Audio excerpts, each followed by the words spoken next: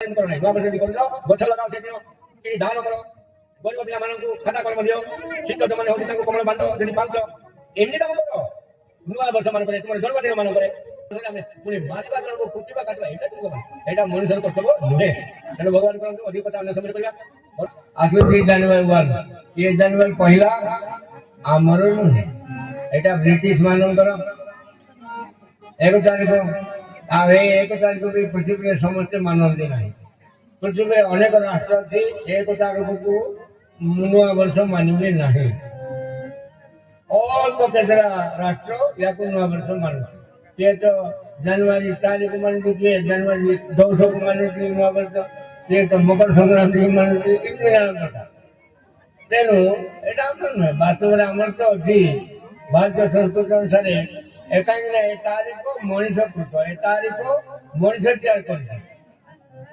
ମଣିଷ ମାନେ ତାରିଖ କିଏ ତିଆରି କରିଥିଲେ ହଁ ଜାନୁଆରୀ 31 ଦିନ ଆଉ ଫେବୃଆରୀ 29 ଦିନ ଆଉ କଣ ମାର୍ଚ୍ଚ 31 ଦିନ ଏପ୍ରିଲ 30 ଦିନ ମେ 31 ଦିନ ଜୁନ 30 ଦିନ ଜୁଲାଇ 30 ଦିନ ଅଗଷ୍ଟ 31 ଦିନ ସେପ୍ଟେମ୍ବର 30 ଦିନ ଅକ୍ଟୋବର 31 ଦିନ ନଭେମ୍ବର 30 ଦିନ ଡିସେମ୍ବର 30 ଦିନ এটা মଣିଷ ତିଆରି କରିছে ଅବଶ୍ୟ ସୂର୍ଯ୍ୟକୁ ଲକ୍ଷ୍ୟ କରି ତିଆରି କରାହେଇଛି ଲକ୍ଷ୍ୟ କରି କିନ୍ତୁ ଆମର ସିଧାସଳଖ ଆମେ ସୂର୍ଯ୍ୟ ଏବଂ ଚନ୍ଦ୍ରକୁ ମାନିଛୁ ପ୍ରତିପଦା ଦ୍ୱିତୀୟା ତୃତୀୟା ଚତୁର୍ଥୀ ପଞ୍ଚମୀ ଷଷ୍ଠୀ ସପ୍ତମୀ ଅଷ୍ଟମୀ ନବମୀ ଦଶମୀ ଏକାଦଶୀ ଦ୍ୱାଦଶୀ ତ୍ରୟୋଦଶୀ ଚତୁର୍ଦଶୀ ପୂର୍ଣ୍ଣିମା ଅମାବାସ୍ୟା ଏଇଟା ମଣିଷ କରିଛି କି ନା ଚନ୍ଦ୍ରର ଗତି এটা ମଣିଷ କରିଛି ନାହିଁ ମଣିଷ ତିଆରି କରେ ଏଇଟା ଆମର ମେଧା ସେଇଟା ଆମର ତିଆରି କରିବାକୁ ପଡିବ ବୁଝିଲ ସେଇଟା ଆମର ଅଛି ତେଣୁ ସୌର ଜଗତ ହିସାବରେ ଯଦି ଆମେ ସୂର୍ଯ୍ୟ ହିସାବରେ ଆମେ ଗଣନା କରିବା କଣ ନା ମେଷ ବୃଷ ମିଥୁନ କର୍କଟ ସିଂହ କନ୍ୟା ତୁଳା ବିଛା ଧନୁ ମକର କୁମ୍ଭ ମୀନ ଏଇଟା ହଉଛି ସୂର୍ଯ୍ୟ ଅନୁସାରେ ବାର୍ଷିକ ଗତି ବୁଝିପାରିଲ 366 ଦିନ ହବ ଆଉ ଚନ୍ଦ୍ର ହିସାବରେ 315 ଦିନ ହବ ହେଲେ ଏ ବାରରେ ଏଇ ଯେ କଣ ହଉଛି ନା ଏଇଟା ସୂର୍ଯ୍ୟଙ୍କର ଗତି ଅନୁସାରେ ପଣା ସଂକ୍ରାନ୍ତି ବା ମେଷ ସଂକ୍ରାନ୍ତି ପାଞ୍ଜିବାଲା ମାନେ ସେଟା ନୂଆ ବର୍ଷ ବୋଲି ଗଣନା କରନ୍ତି ବାସ୍ତବରେ ମେଷ 1 ହଉଛି ନୂଆ ବର୍ଷ ପାଞ୍ଜି ଯେହେତୁ ଗଣନା ହୁଏ ଆରମ୍ଭ ହୁଏ କୋଉ କାରଣ ଏବେ ସିନା ବିଜ୍ଞାନ ବାହାରିଲା ଏ ଭାଇ ଆମର ଚନ୍ଦ୍ରଶେଖର ଥିଲେ ସେ ତ ବାଉଁଶ ନଳାରେ ଚନ୍ଦ୍ର କେତେ ଦୂରରେ ଅଛି ସୂର୍ଯ୍ୟ କେତେ ଦୂରରେ ଅଛି ବାଉଁଶ ପୋଳାରେ ଜାଣୁଥିଲା ଏବେ ବି ଜାଣିବାର ସେ ଜ୍ଞାନ ଅଛି ଆମ ପାଖରେ ଅଛି ଜାଣିପାରିବା ଆମେ କିଛି ଅସୁବିଧା ନାହିଁ ଖାଲି ବୈଜ୍ଞାନିକ ଜାଣିବା ନୁହେଁ ଆପଣ ମାନଙ୍କ ଭିତରେ ଅନେକ ବୈଜ୍ଞାନିକ ଅଛନ୍ତି ଜାଣିପାରିବେ ସେ ସୂତ୍ରରେ ଟିକେ ଧରିବାକୁ ପଡିବ ସେଇଥିପାଇଁ ଆଉ ସେ ସୂର୍ଯ୍ୟ ଅର୍ଥାତ ହିସାବରେ ହେଲେ ମେଷ ସଂକ୍ରାନ୍ତି ହଉଛି ପାଞ୍ଜି ହିସାବରେ ସେଟା ନୂଆ ବର୍ଷ ଆଉ ଚନ୍ଦ୍ର ହିସାବରେ କହିଲେ ଚୈତ୍ର ଶୁକ୍ଳ ବର୍ଷ ପ୍ରତିପଦା ସେଇଟା ହଉଛି ଚନ୍ଦ୍ର ହିସାବରେ ନୂତନ ବର୍ଷ ପୃଥିବୀର ସୃଷ୍ଟି ଦିବସ ବୋଲି ପାଞ୍ଜିରେ ଲେଖା ହଉଛି ହଁ ସେ ପୃଥିବୀର ସୃଷ୍ଟି ଦିବସ ବୋଲି ଲେଖା ଅଛି ମାନେ ସୃଷ୍ଟିର ପ୍ରାରମ୍ଭ ଦିବସ ବୋଲି ଲେଖା ଅଛି ତ ସେଥିପାଇଁ ସେଇଟା ଆମର ବାସ୍ତବ ଏଇଟା ନୁହେଁ ଏଇଟା ବିଶେଷ କଣ ଅଛି ଏ ଜାନୁଆରୀ ପରେ କଣ ବିଶେଷ ଅଛି କିନ୍ତୁ ସେଇଟାକୁ କଣ ଅଛି ଚୈତ୍ର ମାସକୁ କଣ ଅଛି ନା ସେଠି ସବୁ ନୂଆ ହବ ସେଇଟା ଯେତେ ବର୍ଷା ପଡିବ ତାକୁ ନୂଆ ବର୍ଷା ବୋଲି କହନ୍ତି ପୁଣି ବିଧି ବୋଲି କୁହାଯାଏ ନୂଆ ବର୍ଷ କୁଆପଥର ବର୍ଷ ନୂଆ ବର୍ଷ ହୁଏ ଆଉ ସେଠି ଫୁଲ ବସନ୍ତ ଋତୁ ନୂଆ ଫୁଲ ଫୁଟେ ନୂଆ ପତ୍ର କଅଁଳେ ସବୁ ପତ୍ର ଝଡ଼ିଯାଏ ନୂଆ ପତ୍ର ହୁଏ ସବୁ ସେମିତି ନୂଆ ସବୁ ଆସିଥାଏ ଏଠି ଜାନୁଆରୀ କଣ ନୂଆ ଅଛି ପ୍ରକୃତିର କଣ ନୂଆ ଅଛି ଚନ୍ଦ୍ରର କଣ ନୂଆ ଅଛି ସୂର୍ଯ୍ୟର କଣ ନୂଆ ଅଛି ଆଉ ପୃଥିବୀର କଣ ଅଛି ବା ଋତୁର କଣ ଅଛି କିଛି ନାହିଁ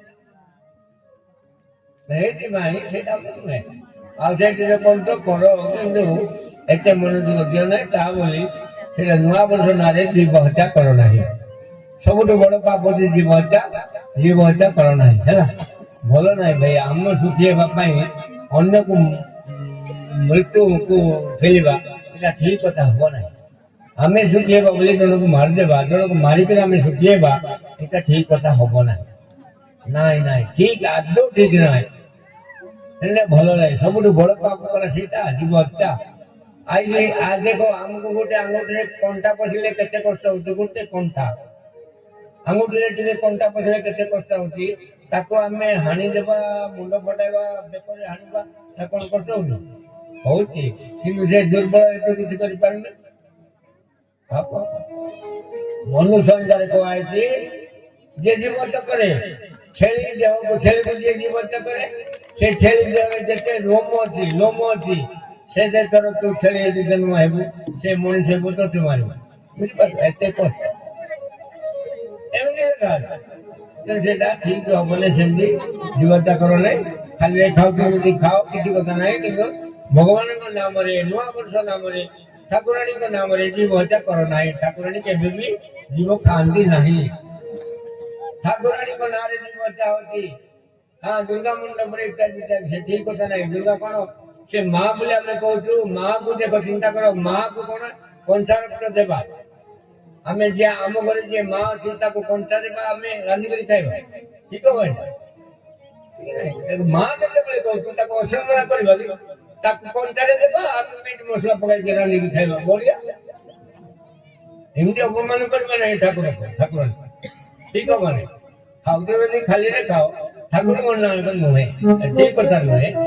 ସେଇଥିପାଇଁ ସେ ହତ୍ୟା କରିବା ଦରକାର।